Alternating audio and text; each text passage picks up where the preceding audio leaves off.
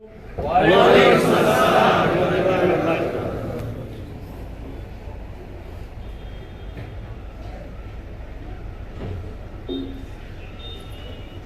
الحمدللہ والصلاة والسلام علی رسول اللہ صلی اللہ علیہ وسلم وعلی آلہ وأصحابہ حزب اللہ۔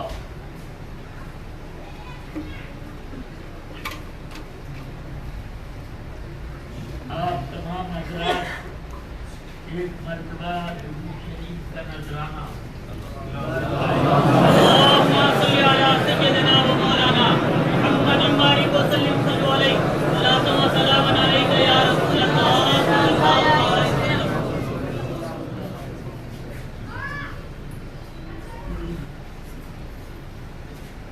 درگاہ شریف کی تعمیر جدید ہوئی ہے،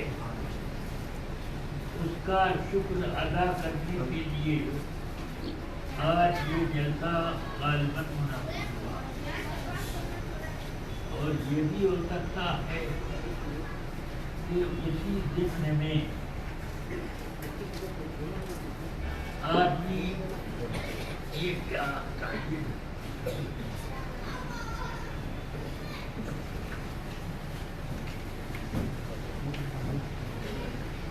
اللہ رسول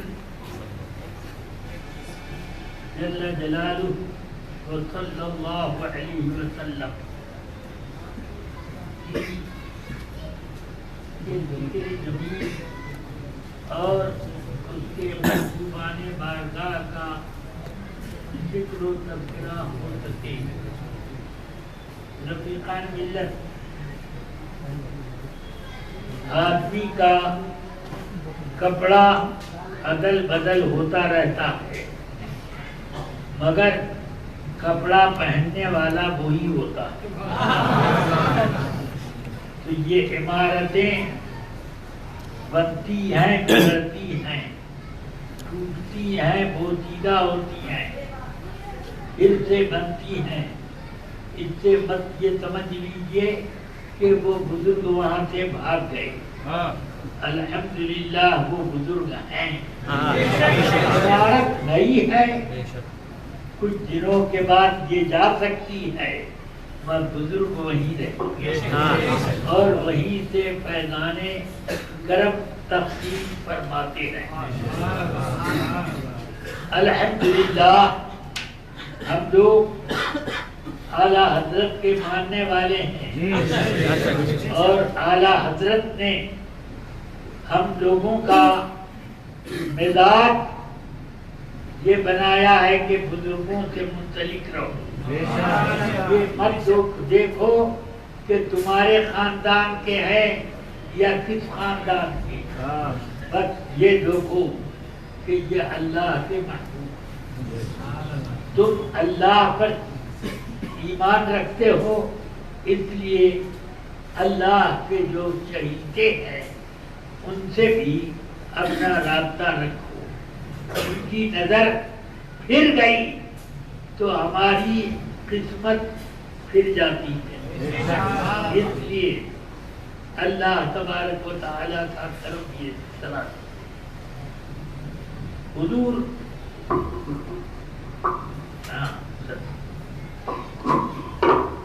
یہ بھی تبلیغ کے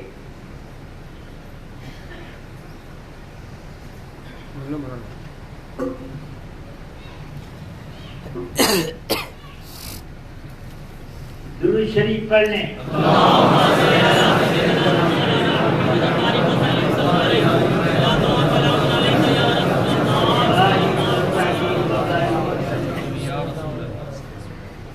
موت سب کو آنی ہے، ایک رب قدیر ہے حج لا یموت، اور وہی حیات دیتا ہے، وہی موت دیتا ہے۔ بہت سی بے جان چیزیں اس نے پیدا کی اور ان میں جان ڈال دی، اور بہت سے جاندار طاقتور پہلوان اور عالیشان لوگوں کو اس نے مسجد بنا دیا، بے جان بنا دیا. سمجھ گیا؟ کیا آپ سب لوگ یہ نیت کر کے بیٹھے ہو کہ ہم کبھی نہیں مریں گے؟ کوئی گارنٹی والا ہو تو اٹھ کے کھڑا ہو جائے.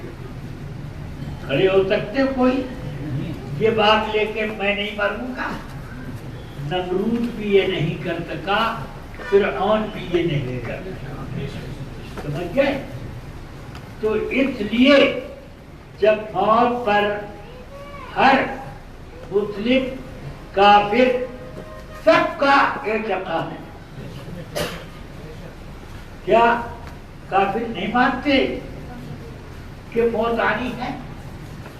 کل نفس ذائقۃ الموت. اس آیت پر مسلمانوں ہی کا ایمان نہیں، کافروں کا نہیں.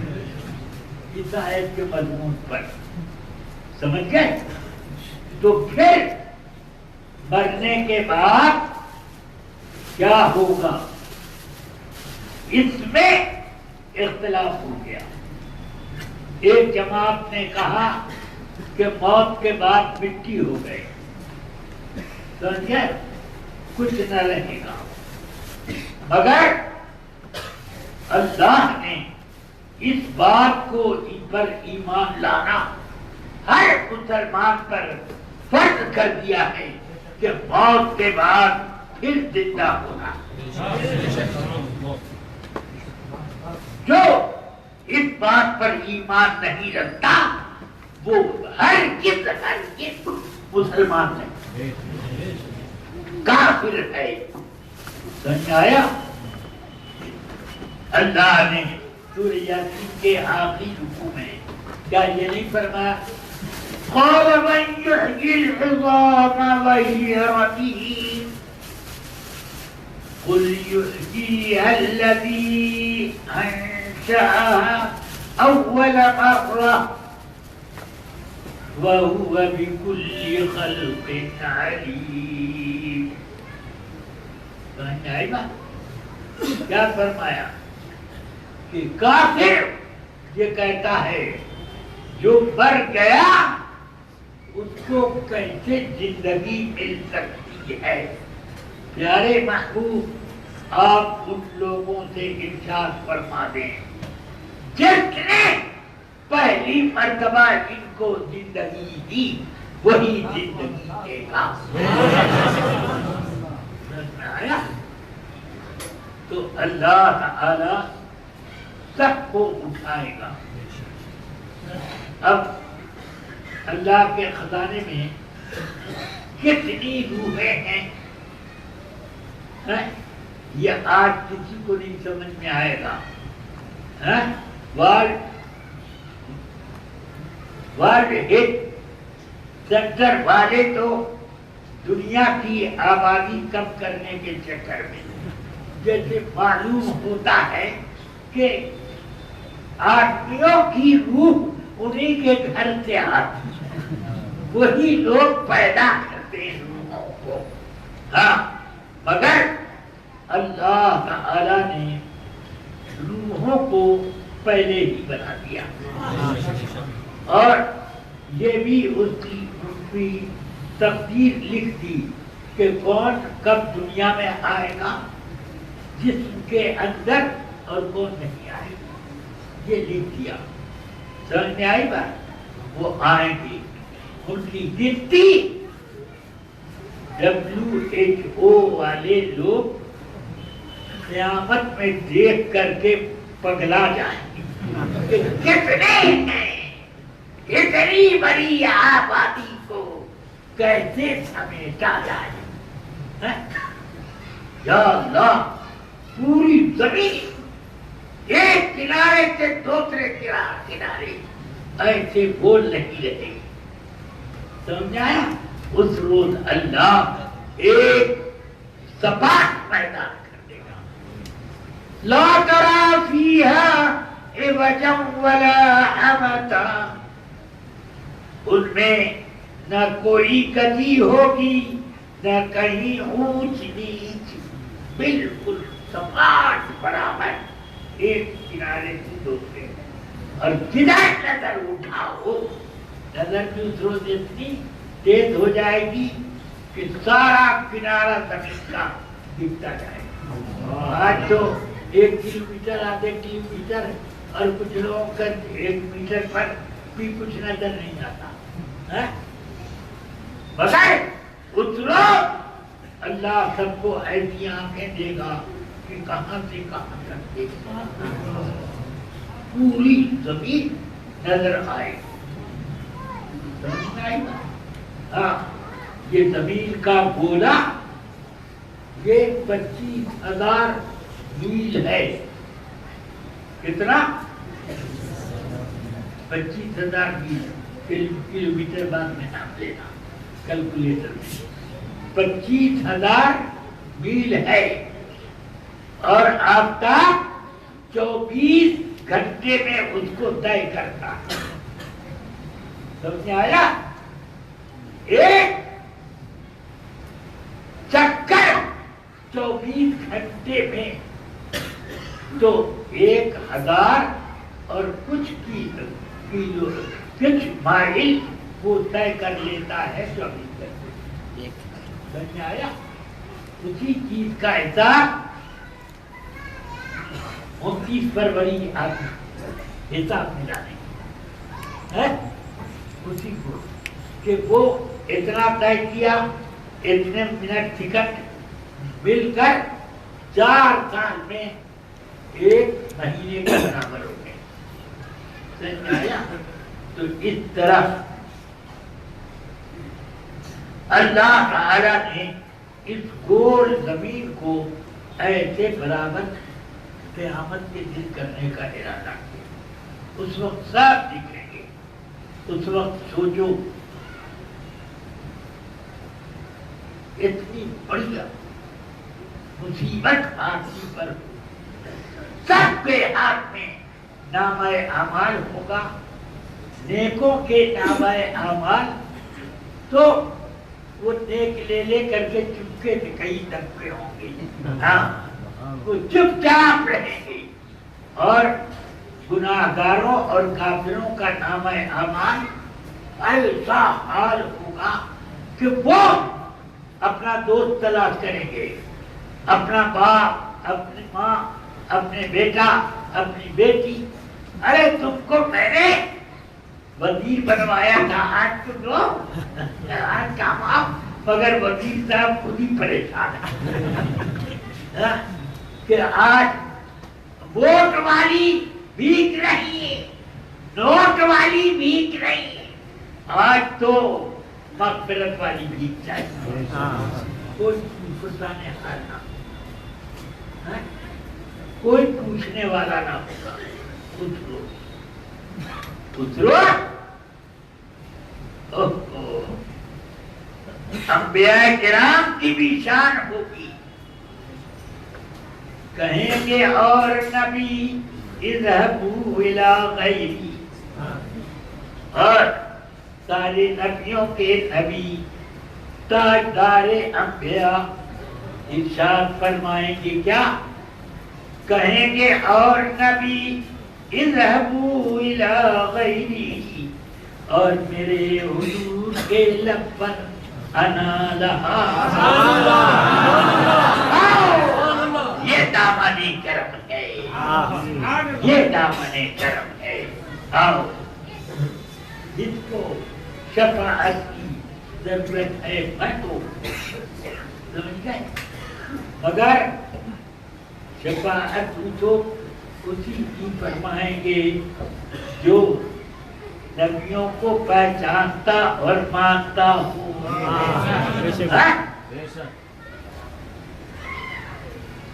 इसलिए वो तो पहली दरगाह है अंबिया किराम की। वली नहीं, वली का इनकार करने से आदमी काफिर नहीं होता, मगर कुफ्र का दरवाजा खुल जाता है जब ना उसमें आदमी रहमतें उठ जाती, اس لیے بزرگان دین سے رابطہ مضبوط رکھو کہ اگر ان سے رابطہ ہے تو پھر یہ لوگ بچائیں گے آدمی کو کفر میں لے جانے والے شیطان سے، یہ لوگ بچائیں گے۔ اسی لیے قرآن میں اللہ نے فرمایا کہ یا ایھا الذین آمنوا اتقوا اللہ وکونوا مع الصادقین، یا ایھا الذین آمنوا کہا، یا ایھا الناس نہیں کہا، فرمایا کیا؟ یا ایھا الذین آمنوا،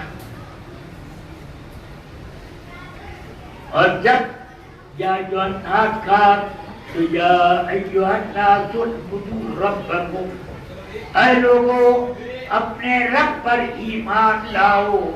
یہ سب کو دعوت دی گئی مگر ایمان والوں کو دعوت کیا دی گئی؟ اتقوا اللہ وکونوا مع الصادقین۔ سبحان اللہ۔ ہاں، فرائض و واجبات پر عمل کرو اور ہمارے سچے بندوں کے ساتھ رہو۔ سبحان اللہ۔ ان کے ساتھ کیوں رہو؟ ارے تمہارے پاس ایمان ہے، تقوی ہے، تمہیں نجات کے لیے یہ دو سامان کافی ہے۔ مگر مرتے وقت تک یہ دونوں سامان بچے گا کیسے؟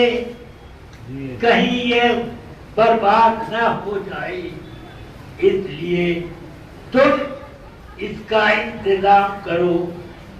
سمجھ میں آئی بات؟ ہاں، جیسے آدمی بیمار پڑ جاتا ہے، ڈرنے لگتا ہے کہ مر نہ جاؤں، تو دوا، ڈاکٹر صاحب دوا دیجیے ذرا میرا بخار اترے، ڈاکٹر صاحب ذرا آئی سی یو میں ڈال لیجیے۔ یہ سب کا چیز ہوتا ہے، جینے کے لیے یا مرنے کے لیے؟ مرنے کے لیے ہوتا ہے۔ تو ایمان کی زندگی بھی ہے، اس کے حفاظت کے ڈاکٹر کون ہیں؟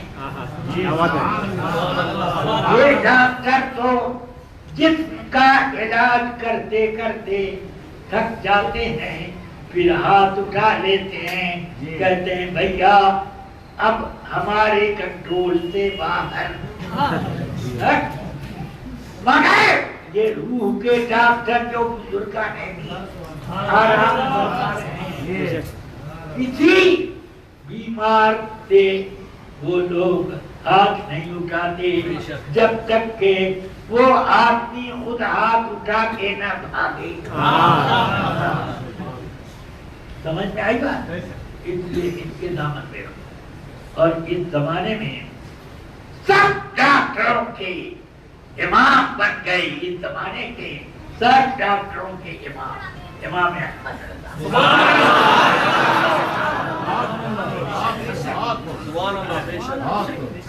یہ روحانی امراض کے سب سے بڑے ڈاکٹر ہیں، اور یہی ہم چھوٹے کمپاؤنڈروں کو بھی بھیجتے ہیں، لوگوں کو سنبھالو تو وہی کام ہوتا۔ سمجھ گیا؟ ہم لوگ ڈاکٹر نہیں ہیں مگر کم سے کم کمپاؤنڈر تو ہیں، تو اتنا کام کر لیتے۔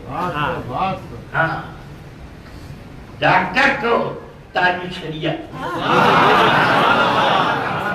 ایسے لوگ تھے۔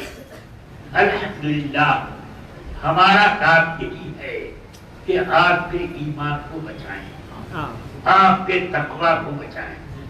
ہمارا کام یہ نہیں ہے روزہ نماز کرو کہ مت کرو، میرا نذرانہ دیتے تمہاری نجات ہو جائے۔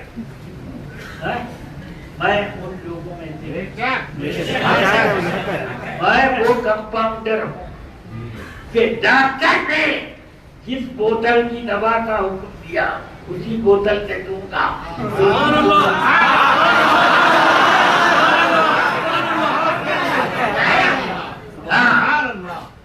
اور یہ بنا कंपाउंडर है कि इस बोतल उस बोतल को पहचानते ही नहीं, जहां से चाहा पिलाया, मरीज इंतकाल कर दिया। इसलिए आप सब लोग अपने दीन ईमान को बचाओ। नजराना अहम नहीं, अहम दीनो ईमान। आप मेरे कदमों में 10 करोड़ रुपया रख दो और ये कहो कि जरा ही दुर्गा माई के सलाम तो कर दो, तो मैं ठोकर के मार दूंगा। ये कोई कहे तो मैं ठोकर मार दूंगा। क्यों? कि मैं वो कंपाउंडर हूँ जो हर बोतल को पहचानता है किसमें अमृत है और किसमें जहर है। हाँ, मैं समझ रहा हूँ, इसलिए आपको भी ये समझाने की कोशिश। और याद रखो, यहाँ दाढ़ी और पगड़ी का एतबार नहीं है। अबू जहल के पास दाढ़ी नहीं थी, है? और इस जमाने में सैयद अहमद खान जो कुरान को कहता था कि रसूल पाक पे एक वही कैफियत तारी होती थी जो किसी आदमी पर पागलपन की कैफियत तारी होती थी। तो उस पागलपन में कुछ नादिर बातें भी वो पगला कहते हैं। तो कहते हैं बस उसी तरह की बातें ये वही कहलाती, जिनको कुरान की शक्ल में रसूल पाक ने जमा कर है। बस तो ये तौबा तौबा, ईमान लूटने वाले की उसकी दाढ़ी नाक से नीचे तक दाढ़ी, समझ गए? तो क्या दाढ़ी उसको नजात दे देगी? है? जी नहीं। दाढ़ी और पगड़ी तो मोदी तो ऐसी शानदार पगड़ी बांधता है, उसके सामने कुछ नहीं, लचम पचम मालूम होते, मगर वो जहन्नम की पगड़ी है।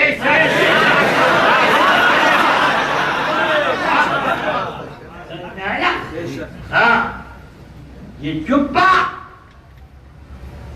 पहनकर कितने लोग वकालत करते और झूठ बोलते हैं, झूठ सिखाते हैं, हलफ कुछ पर दिलाते। क्या इसके जरिए से जन्नत मिलेगी? वो जुब्बा जन्नत दिला देगा? जी नहीं। हम लोगों का जुब्बा जो है ये सरकार के कदमों के से जो कपड़ा मत हुआ उस कपड़े का हम इसको पहनते हैं सिर्फ अज़मत इस्लाम लाने और कुछ नहीं।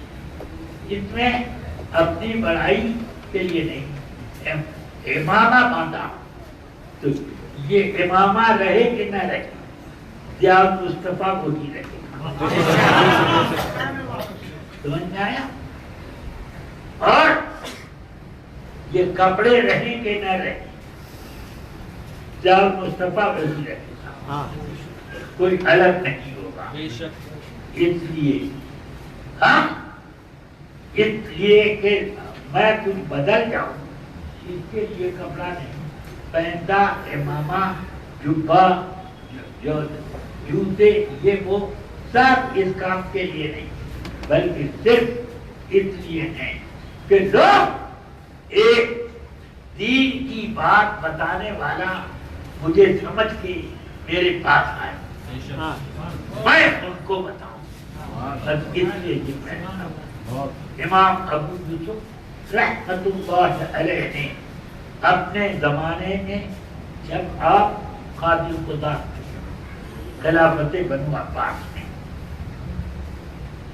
ये आर्डर कर दिया, कोई आलिम बगैर इमामे और जुब्बे में न रहे। اس لیے کہ عوام اس کے ذریعے سے ان کو پہچانیں گے اور تمہاری شکل سے تمہیں لوگ کب لوگ پہچانتے ہیں؟ تمہارے لباس سے لوگ پہچانیں گے، سب لوگ پہچانیں گے کہ یہ عالم ہے، یہ عالم ہے، یہ مفتی ہیں۔ اس لیے رفیق ملت یہ ہم لوگ اس لیے پہنتے ہیں۔ اللہ تعالی آپ سب لوگوں کے ایمان کو سلامت رکھے۔ موت آنی ہے اور موت کے بعد زندگی پانی، اس لیے اس زندگی کا انتظام کرو۔ یہاں کے لیے تو بڑی بڑی محنت کر لیتے ہیں، مگر ہمارے علماء نے بھی بے وجہ یہ تھوڑی کہا کہ جو آدمی اپنی نوکری کی وجہ سے نماز سے محروم رہے تو اس کے اوپر وہ نوکری حرام ہے۔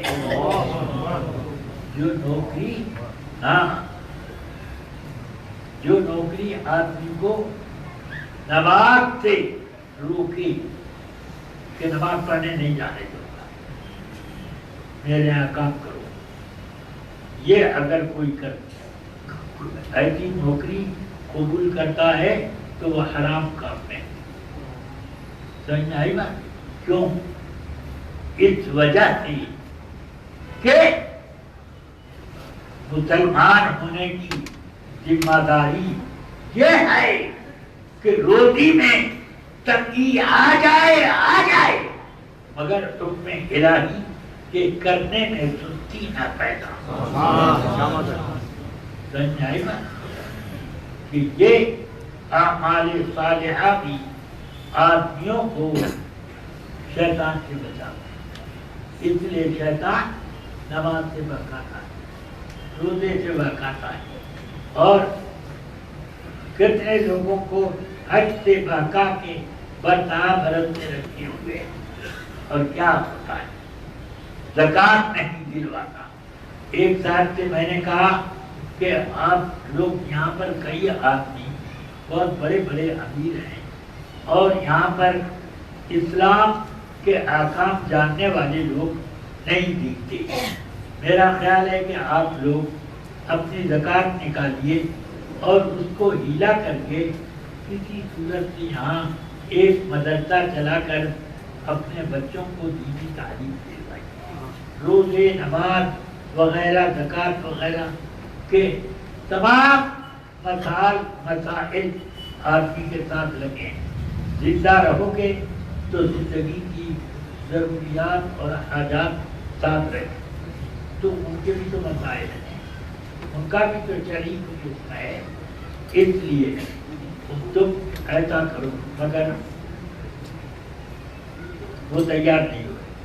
میں نے کہا تم ہے، تمہاری دولت پر یہ کسی کام کی نہیں، جب اس سے اللہ کا کام نہیں کر سکتے تو میں اللہ سے دعا کرتا ہوں کہ اے اللہ اس کی کو دولت دیتا کیا نہ دے اس کو، کہ یہ دین کا کام نہیں کرتا، ایمان رکھنے کے بعد تب وہ ڈرے کہ اچھا ٹھیک ہے، تو یہی ہے، بد دعا سے لوگ ڈرنے لگتے ہیں اور احکام سنانے سے نہیں ڈرتے، تو اس لیے یہ سب کرو۔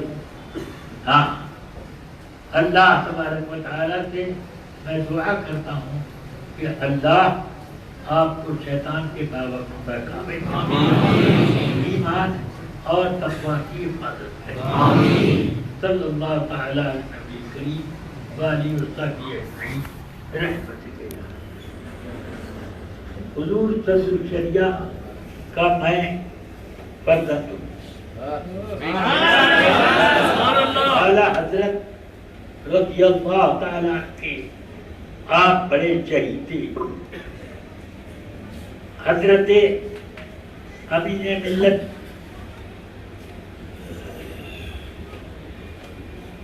چپتین رضا خان صاحب، علامہ چپتین رضا خان صاحب کے والد، تحسین میاں علامہ تحسین میاں علیہ الرحمہ کے والد، حسنین علامہ مولانا حسنین رضا خان جو علامہ زمن مولانا حسن رضا کے برتن، سمجھ میں آیا، اکلوتے برتن حضرت مولانا حسنین رضا خان صاحب، وہ اعلیٰ حضرت کے یہاں رہتے، پرورش پاتے اور فتوے لکھتے، علماء سے ملاقات کرتے۔ وہ فرماتے ہیں کہ حضرت حجت الاسلام مفتی اعظم اور میں تین بھائی ہم لوگ اپنے آپس میں کہلاتے ہیں، مگر جب حضرت صدر الشریعہ آ رہے اعلیٰ حضرت کے پاس تو ہم لوگ کہتے تھے اب تک ہم لوگ تین بھائی تھے، اب چار بھائی، ہم چار بھائی ہو گئے، سمجھ گیا؟ اتنے مقرب تھے پورے خانوادے میں، یہ شان کہ حضور سرکار مفتی اعظم کسی کے عرس میں اتنا نہ جاتے جتنا حضرت جب تک آپ سفر کے قابل تھے اس وقت تک آپ ہر عرس میں کے عرس کا سفر کرتے، ہر گودی تشریف لاتے، سمجھ گیا؟ ہاں، اور اعلیٰ حضرت اب ذرا خصوصیت سنو، فرماتے ہیں جب میرے پاس دو آدمیوں میں سے ایک ہوتا ہے تو اس وقت میرے اوپر مضامین کی کا ایسا سیلاب آتا ہے کہ قلم صاحب نہیں دیکھتے، اتنا سیلاب مضامین کا آتا ہے۔ کسی نے پوچھ دیا وہ کون؟ دو آدمی، کہا کہ ایک مولوی امجد علی، دوسرے ان کے استاد محدث صورتی، ان دونوں میں سے اگر کوئی ایک میرے پاس بیٹھ جائے تو اللہ تعالی مضامین کی برسات کرے، سمجھ گئے؟ تو کتنا چاہتے تھے اعلیٰ حضرت، وہ فرما رہے ہیں کہ میرے اوپر علم کی برسات ہونے لگی ہے، کیوں کہ وہ علم میں انہی لوگوں کے لیے، ہاں اس طرح کا علم آتا ہے۔ اللہ تعالی ہم سب کو ایسے بزرگوں کے نقش قدم پر رکھے اور ان کے قدموں میں جگہ دے، صلی اللہ علیہ